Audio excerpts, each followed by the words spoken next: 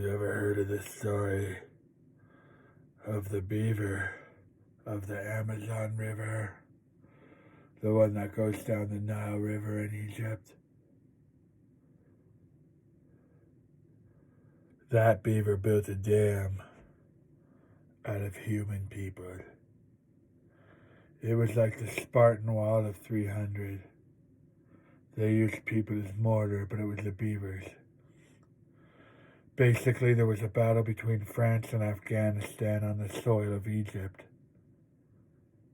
All the dead bodies on the battlefield disappeared every night, and everybody on each side thought it was the other side cleaning up the bodies on the battlefield because they kept disappearing, and everybody's like, well, we're not running to spear each other over these dead bodies because they disappear every night.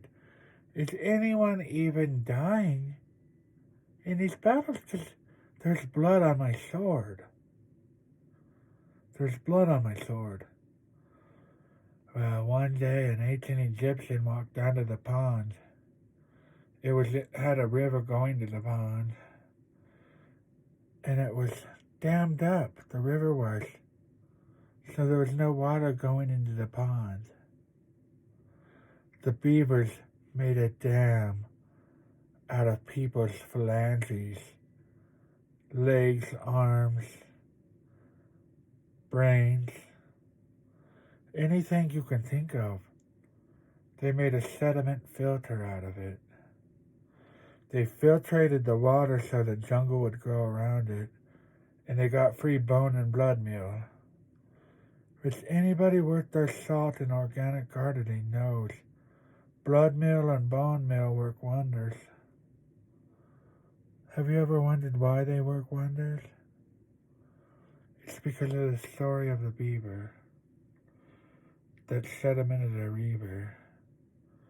It cleaned up water for us and basically made it taste better than Dasani, to be honest, but it went through human bodies. In a weird way, it did. They did use twigs and sticks. With those twigs and sticks, they mixed with human flesh, and it created a fish. That fish was a trout. After it ate a bug, though, it became a goldfish because the bug and the fish intertwined. A species of intertwingling. Well, that goldfish became a betta fish. And if you've ever been to PetSmart where I used to work, so I know for a fact, they keep the betta fish in their own fish. They keep them in cups because they would have to have like 100 fish tanks just to keep one fish apiece in them. That's what my manager told me. But they keep them in a cup so they don't fight each other. Because if you put two betta fish in together, one betta fish will try to mate the other betta fish because it doesn't like to be a betta fish.